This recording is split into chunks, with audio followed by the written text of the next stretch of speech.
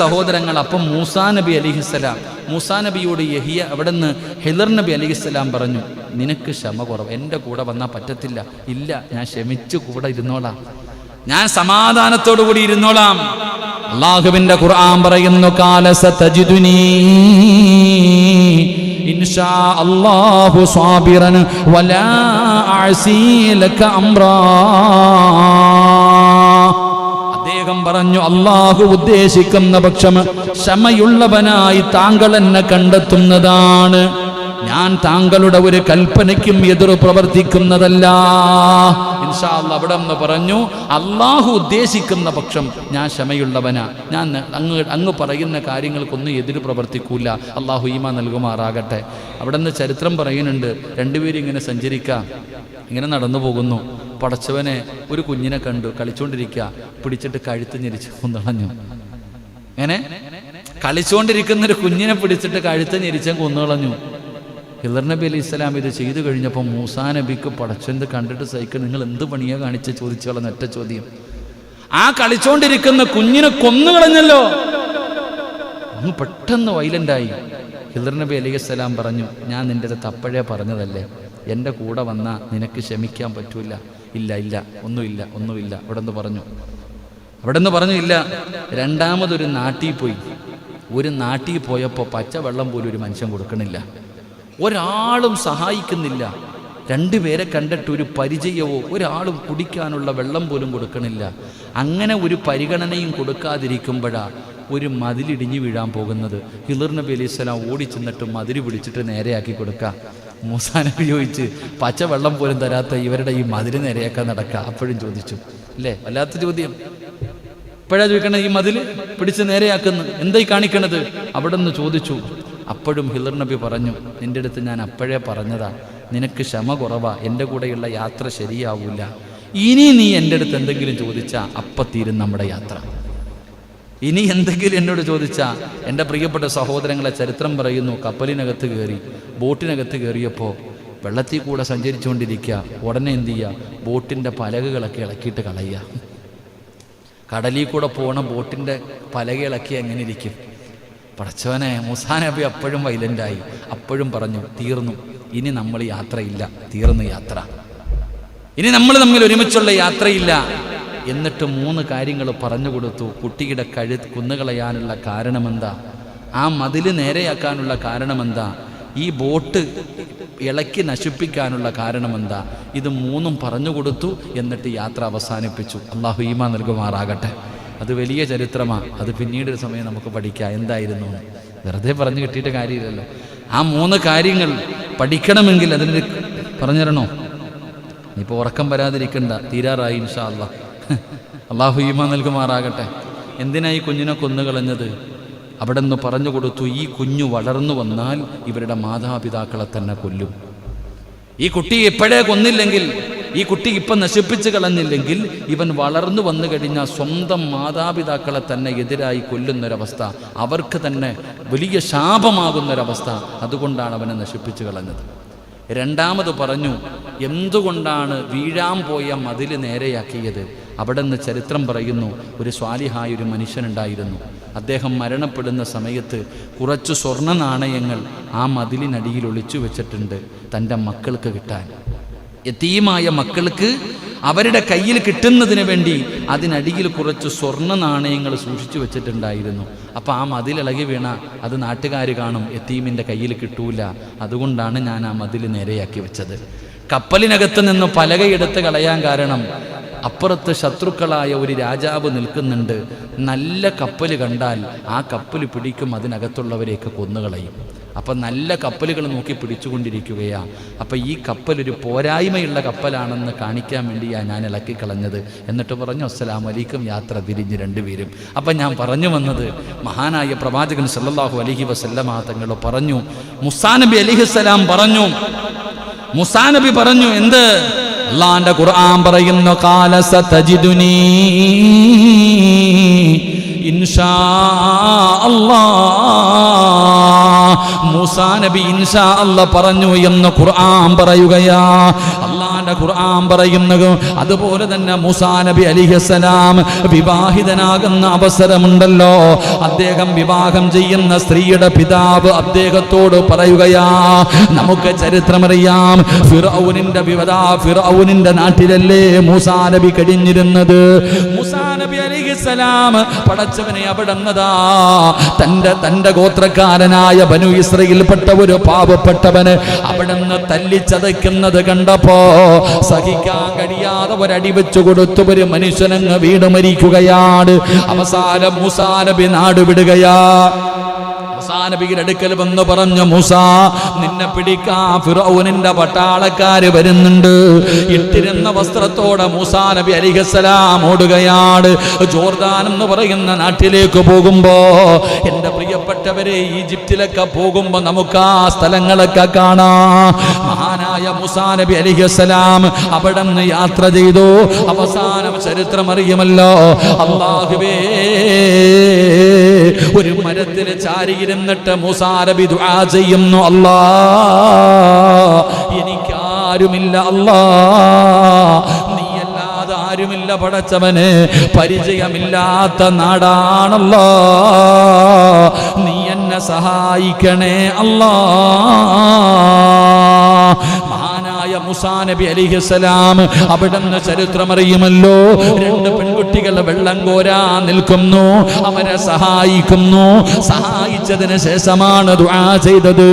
അത് കഴിഞ്ഞ് പെൺകുട്ടികൾ വന്നിട്ട്, ഞങ്ങളുടെ വാപ്പ വിളിക്കുന്നു നിങ്ങൾക്ക് പ്രതിഫലം തരാൻ എന്ന് പറഞ്ഞുകൊണ്ട് വിളിച്ചുപോയ ചരിത്രമറിയുമല്ലോ.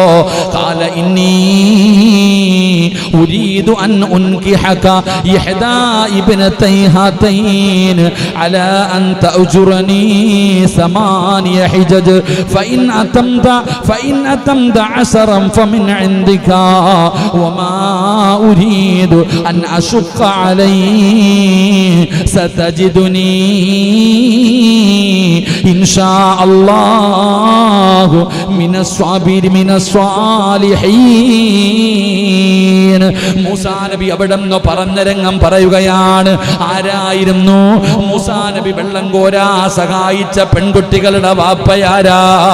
മഹാനായ ശുഐബ് നബി അലൈഹിസ്സലാം.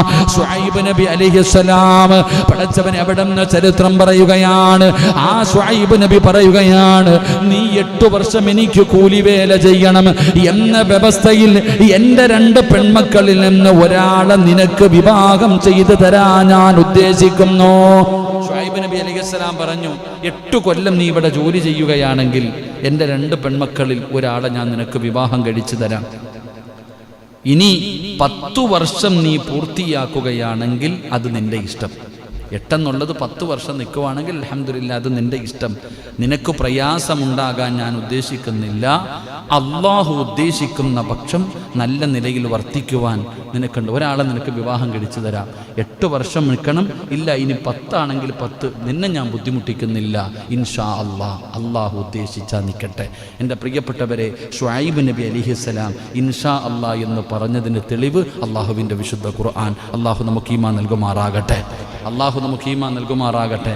മഹാനായ ഇസ്മായിൽ നബി അലൈഹിസ്സലാം, ഇബ്രാഹിം നബി അലൈഹിസ്സലാമിന്റെ പ്രിയപ്പെട്ട മകൻ ഇസ്മായിൽ നബി അലൈഹിസ്സലാം. എൻ്റെ പ്രിയപ്പെട്ടവരെ, ചരിത്രം എടുത്തു നോക്ക്. 10-13 വയസ്സുണ്ട് ഇസ്മായിൽ നബി അലൈഹിസ്സലാമിന്. അല്ലാഹുവേ, അപ്പോഴാണ് തൻ്റെ പ്രിയപ്പെട്ട പിതാവ് കടന്നു വരുന്നത്. മഹാനായ ഖലീലുല്ലാഹി ഇബ്രാഹിം നബി അലൈഹിസ്സലാം പടച്ചവനെ ഭാര്യയെയും ചോരക്കുഞ്ഞിനെയും മക്കത്ത് കൊണ്ടുവന്ന് 2 മലകൾക്ക് നടുവില് കൊണ്ടുവന്നിട്ടിട്ട് പോയതാണ്. പ്രസവിച്ച് കിടന്ന ഭാര്യയെയും ചോരക്കുഞ്ഞിനെയും കൊണ്ടുവന്നിട്ടിട്ട് പോയതാണ്. വർഷങ്ങൾ കഴിഞ്ഞു, മകനോട് സ്നേഹമുണ്ടായി. അങ്ങനെ മകനെ കാണാമെന്നു. മകനെ കണ്ടപ്പോ വലിയ സ്നേഹമായി. എവിടെയും വാപ്പയും മകനും ഒരുമിച്ചാ. വാപ്പയ്ക്ക് തന്റെ മകനോട് സ്നേഹം കൂടിയപ്പോ അള്ളാഹു ഒന്ന് ടെസ്റ്റ് ചെയ്തു. എന്നോടാണോ സ്നേഹം, മകനോടാണോ സ്നേഹം? ഇബ്രാഹിം നബി അലൈഹിസ്സലാം അവിടുന്ന് സ്വപ്നം കാണുകയാണ്. അങ്ങനെ തന്റെ പൊന്നുമകനെ അറുത്തു കൊടുക്കാൻ അല്ലാഹു പറഞ്ഞിരിക്കുന്നു. ഇബ്രാഹിം നബി അലൈഹിസ്സലാം തന്റെ പ്രിയപ്പെട്ട മകനായ 10-13 വയസ്സിന്റെ ഇടയിൽ പ്രായമുള്ള പൊന്നാര മകന്റെ ചാരത്ത് വന്നിട്ട് അവിടുന്ന് ഇബ്രാഹിം നബി പറഞ്ഞ പാവർത്ത എന്തെന്നറിയുമോ? ഫലമ്മാ ബലഗ മഅഹു സഅയ് ഖാല യാ ബുനയ്യ ഇന്നി അറാ ഫിൽ മനാമി അന്നി അദ്ബഹുക ഫൻദുർ മാദാ തറാ ഖാല യാ അബതി ഫഅൽ മാ തുമർ സതജിദുനി ഇൻഷാ അല്ലാഹ്. സിന്റെ പ്രിയപ്പെട്ട സഹോദരങ്ങളെ, 13 വയസ്സിന്റെ താഴെ പ്രായമുള്ള ഇസ്മായിൽ എന്ന് പറയുന്ന ചെറിയ മകനുണ്ടല്ലോ, ഇസ്മായിൽ എന്ന് പറയുന്ന ചെറിയ കുട്ടിയുണ്ടല്ലോ, ഇബ്രാഹിം എന്ന് പറയുന്ന അള്ളാഹുവിന്റെ ഖലീലായ പ്രവാചകന് വന്നിട്ട് പറയുന്നു, മോനെ നിന്നെ അറുത്തു കൊടുക്കാൻ അള്ളാഹു പറഞ്ഞിരിക്കുകയാണ്. വാപ്പ സ്വപ്നം കാണുന്നു മോനെ, വാപ്പ സ്വപ്നം കാണുന്നു മോനെ. ആ സമയത്ത് മകൻ പറഞ്ഞ മറുപടിയാ, എന്റെ പ്രിയപ്പെട്ടവരെ, കാലയാ അവിടെന്ന് പറയുന്നു, കാല യാ അബത്തി ഫഅൽ മാ തുമർ സതജിദുനി ഇൻഷാ അല്ലാഹ് മിനസ്സാബിരീൻ. ഇസ്മായിൽ എന്ന് പറയുന്ന 13 വയസ്സുകാരൻ അവിടെന്ന് പറയുന്നു, വാപ്പാ വാപ്പാ, അല്ലാഹു എന്താണോ പറയുന്നത്, അല്ലാഹു എന്താണോ കൽപ്പിക്കപ്പെട്ടത് അത് താങ്കൾ ചെയ്തു കൊള്ളുക. അല്ലാഹു ഉദ്ദേശിക്കുന്ന പക്ഷം, അല്ലാഹു ഉദ്ദേശിക്കുന്ന പക്ഷം ശമാശീലരുടെ കൂട്ടത്തിൽ താങ്കളെ അല്ലാഹു കണ്ടെത്തുന്നതാണ്. ഇസ്മായിൽ എന്ന് പറയുന്ന പൊന്നുമകൻ അവിടെന്ന് പറഞ്ഞു, ഇൻഷാ അല്ലാഹ് അവിടെന്ന് പറഞ്ഞു എന്ന് പരിശുദ്ധ ഖുർആൻ. അല്ലാഹു നമുക്ക് ഈമാൻ നൽകുമാറാകട്ടെ. അവിടെന്ന് ഇസ്മായിൽ നബി അലൈഹിസ്സലാമും പറഞ്ഞു ഇൻഷാ അല്ലാഹ്. ഖുർആൻ പറയുന്ന നാല് മഹാനായ യൂസുഫ് നബി അലൈഹിസ്സലാം. നമുക്കറിയാം യൂസുഫ് നബിയുടെ ചരിത്രം അറിയാം. ചെറിയ പ്രായത്തിൽ കുഞ്ഞായിരുന്ന സമയത്ത് മാതാപിതാക്കളെ നഷ്ടപ്പെട്ട പ്രവാചകന യൂസുഫ് നബി അലൈഹിസ്സലാം. അവിടുന്ന് ജയിലിൽ പോയി അടിമയായി. എൻ്റെ പ്രിയപ്പെട്ടവരെ, അവസാനം ഈജിപ്തിൻ്റെ ഭരണാധികാരിയായി. അങ്ങനെ തൻ്റെ വാപ്പയും ഉമ്മയും തൻ്റെ മാതാപിതാക്കൾ ഈജിപ്തിൻ്റെ രാജാവായ യൂസുഫ് നബി അലൈഹിസ്സലാമിനെ കാണാൻ വരിക.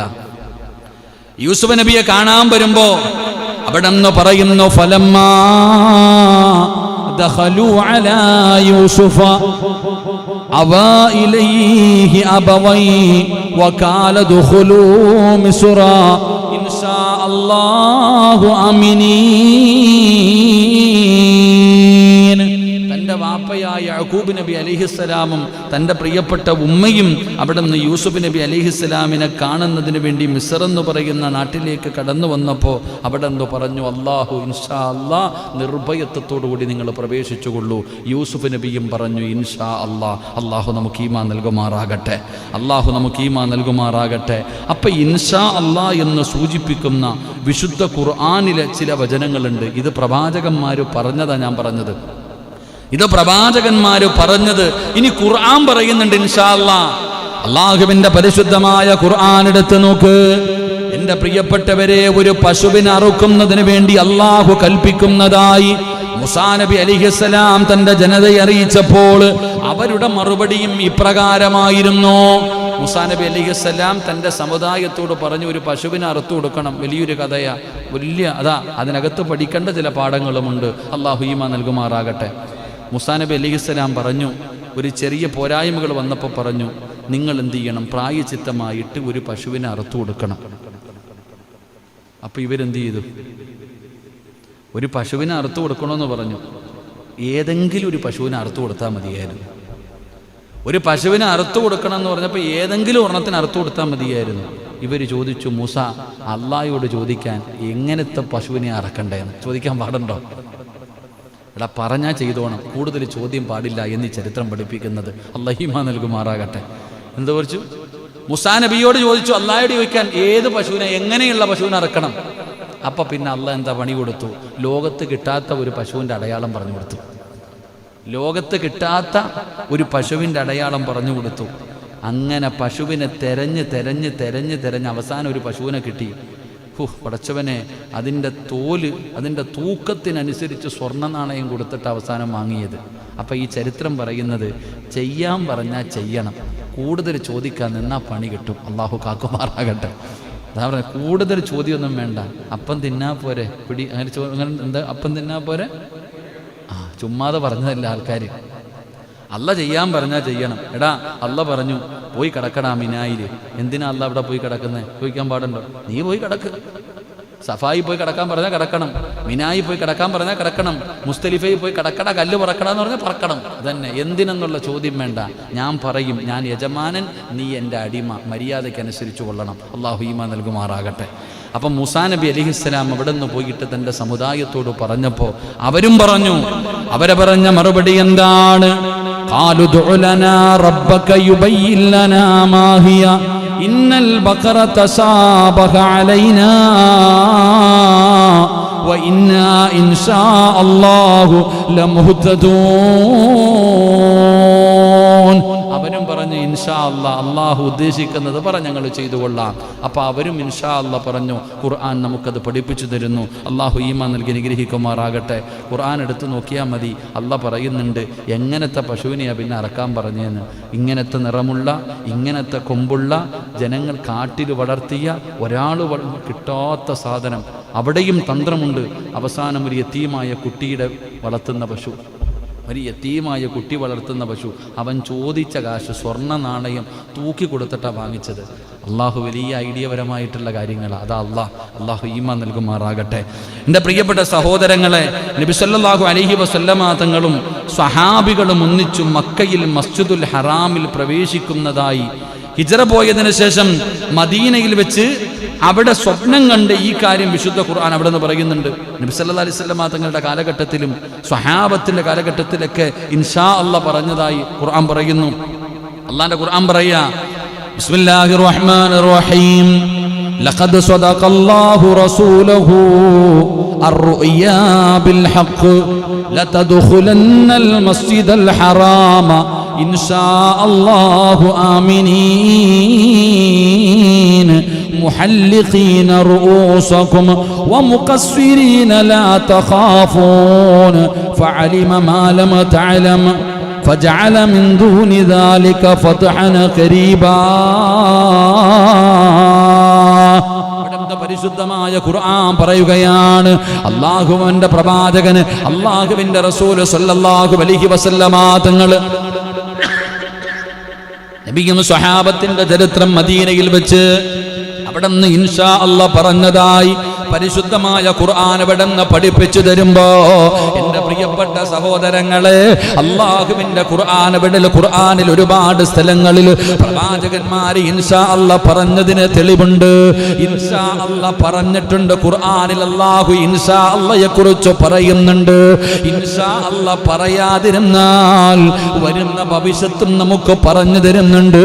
അതുകൊണ്ട് റബ്ബേ, ഈ നന്മ ജീവിതത്തിൽ നിലനിർത്താൻ ഞങ്ങൾക്ക് നീ ഭാഗ്യം തരണേ അല്ലാ. അതുകൊണ്ട് ഇനി മുതൽ ഇൻഷാ അല്ലാഹ് എന്ത് കാര്യം ചെയ്യാൻ ഉദ്ദേശിക്കുമ്പോഴും ഇൻഷാ അല്ലാഹ് പറയണം. അല്ലാഹു അതിനുള്ള ഭാഗ്യം നൽകുമാറാകട്ടെ. അല്ലാഹു അതിനുള്ള ഭാഗ്യം നൽകുമാറാകട്ടെ. എന്താ ഇൻഷാ അല്ലാഹ് പറയല്ലേ? ഇൻഷാ അല്ലാഹ് പറയല്ലേ? അപ്പടി ഇൻഷാ അല്ലാഹ് പറ.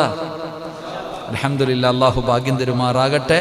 പറയുന്നതിലൂടെ 4 പ്രയോജനമുണ്ടെന്ന് ആദരവായ പ്രവാചകൻ നബി മുഹമ്മദ് മുസ്തഫ. ഇൻഷാ അല്ലാഹ് പറഞ്ഞാൽ കിട്ടുന്ന 4 പ്രതിഫലം കൂടെ ഉണ്ട്. ഇൻഷാ അല്ലാഹ് ഒരു 10 മിനിറ്റ് ഇരിക്കൂലേ? ആഹാരം ഉണ്ടോ? ഇപ്പം ഇന്ന് ആഹാരം ഇല്ലേ? ഇൻഷാ അല്ലാഹ് അപ്പോൾ അതൊക്കെ കഴിച്ചിട്ട് പോകാം. അൽഹംദുലില്ലാ. 3 സ്വലാത്ത് സ്വല്ലല്ലാഹു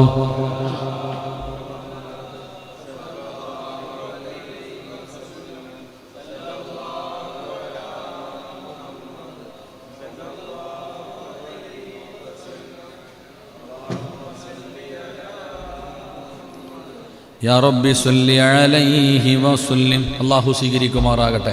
അപ്പം ജീവിതത്തിൽ ഒരു കാര്യം ചെയ്യാൻ ഉദ്ദേശിക്കുന്ന സമയത്ത് ഇൻഷാ അല്ലാഹ് എന്ന് പറഞ്ഞാൽ ആ പറയുന്ന മനുഷ്യന് 4 പ്രതിഫലം, 4 പ്രയോജനം അവൻ്റെ ജീവിതത്തിലുണ്ട്. അള്ളാഹു പഠിക്കാൻ ഭാഗ്യം നൽകുമാറാകട്ടെ. ഇൻഷാ അല്ലാഹ് ഇന്നിത് പറഞ്ഞിട്ട് പിരിയാം. വ്യാഴാഴ്ച മാഷാ അല്ലാഹ് തവക്കൽത്തു അലല്ലാ പഠിച്ചില്ലേ? തവക്കൽത്തു അലല്ലാ എന്ന് പറഞ്ഞാൽ കിട്ടുന്ന പ്രതിഫലം 7 എണ്ണം പഠിച്ചിട്ടുണ്ട്. തവക്കൽത്തു അലല്ലാ എന്ന് പറയുന്ന ഒരു മനുഷ്യൻ അള്ളാഹു കൊടുക്കുന്ന 7 പ്രതിഫലം പഠിച്ചിട്ടുണ്ട്. ഇപ്പോൾ എൻ്റെ പ്രിയപ്പെട്ട സഹോദരങ്ങളെ, ഇൻഷാ അല്ലാ എന്ന് പറയുന്നതിൽ ഉണ്ടെന്ന പ്രതിഫലം നമ്മൾ പഠിച്ചു. ഇനി 4 എണ്ണം കൂടെ പഠിക്കാനുണ്ട്. അള്ളാഹു ഭാഗ്യം തരുമാറാകട്ടെ. മാഷാ അല്ലാ കിടക്കുന്നുണ്ട്, അതുപോലെ തന്നെ വേറെ തബാറക്കല്ല കിടക്കുന്നുണ്ട്. ഇൻഷാ അല്ലാ അടുത്ത ക്ലാസ്സുകളിൽ നമുക്ക് പഠിക്കാം. അള്ളാഹു ഭാഗ്യം നൽകുമാറാകട്ടെ. ഇപ്പോഴാണ് അൽഹംദുലില്ലാ, ഇപ്പം സത്യം പറഞ്ഞാൽ എനിക്ക് ക്ലാസ് കൊണ്ട് പ്രയോജനമുണ്ട്.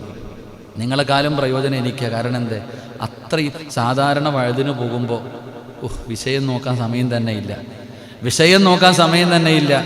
ഇന്ന് പ്രസംഗിച്ച് തന്നെ നാളെ പ്രസംഗിക്കും, നാളെ എല്ലായിടത്തും ഒരാഴ്ചയൊക്കെ ഒരു വിഷയം തന്നെ. ഇപ്പോൾ എങ്ങനെ, ഇപ്പം എനിക്ക് വലിയ കഷ്ടപ്പാടാണ്. എന്നും വഴുത് വെക്കാൻ ഇരിക്കേണ്ടത് നിങ്ങൾ തന്നെ. അപ്പോൾ എന്നും പുതിയ വിഷയം പറയണം. അതാ ഏറ്റവും വലിയ പണി. എന്ത് പാടാന്നറിയോ? ഖുറാനും ഹദീസും മാത്രം പറഞ്ഞാൽ നിങ്ങൾക്ക് വല്ലതും തിരിയോ? ചുമ്മാ ഇരിക്കും, ഉറക്കം തോന്നും. അപ്പോൾ ഒരു വിഷയമെന്ന് പറഞ്ഞാൽ ഒരു തിരക്കഥ എഴുതുന്ന പോലെ ഒരു സിനിമ ഉണ്ടാക്കാൻ വലിയ പാടാപ്പാ.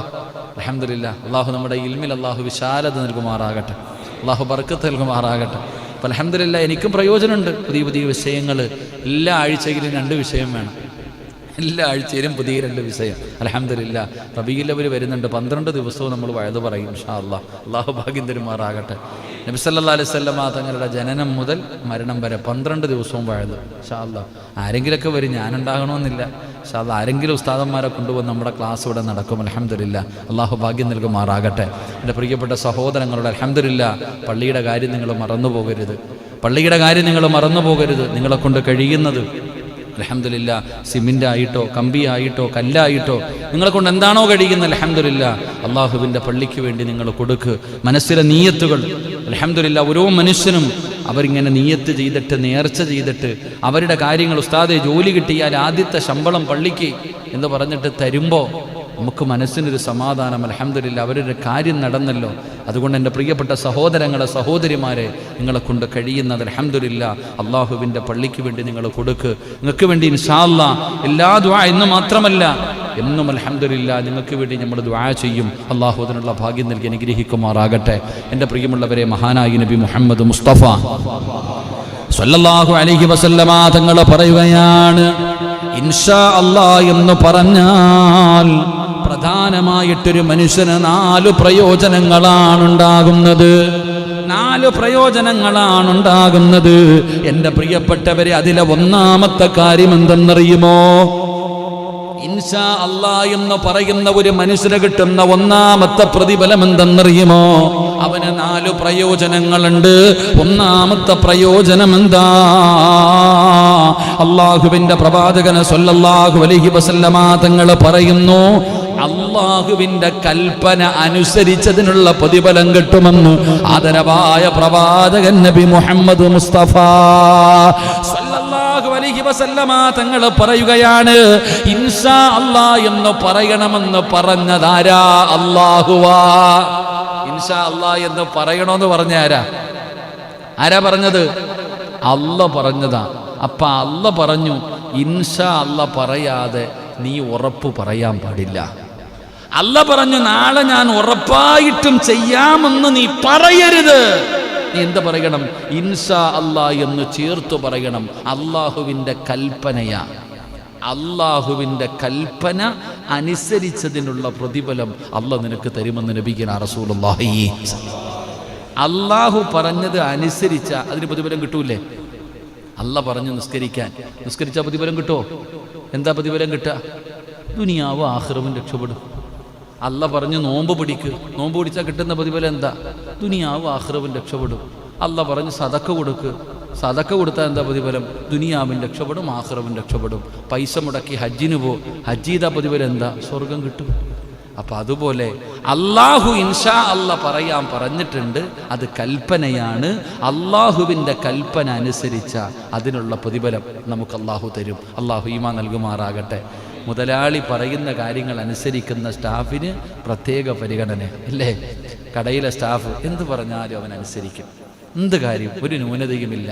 കേവലം ഒരു തട്ടുകടയ്ക്കകത്തിരിക്കുന്ന ഒരു മുറുക്കാൻകടയുടെ അത്രയുള്ള കടയ്ക്കകത്തിരിക്കുന്ന നിന്റെ സ്റ്റാഫിനോട് നിനക്ക് ഇത്ര സ്നേഹമുണ്ടെങ്കിൽ ഈ ലോകത്തിൻ്റെ അധിപനായ അള്ളാഹുവിന് അവൻ പറയുന്നതനുസരിക്കുന്ന അടിമയോട് എത്ര സ്നേഹമുണ്ടാകും, എത്ര പ്രതിഫലം അള്ളാഹു തരും. അള്ളാഹു നമുക്ക് ഈമാൻ നൽകുമാറാകട്ടെ.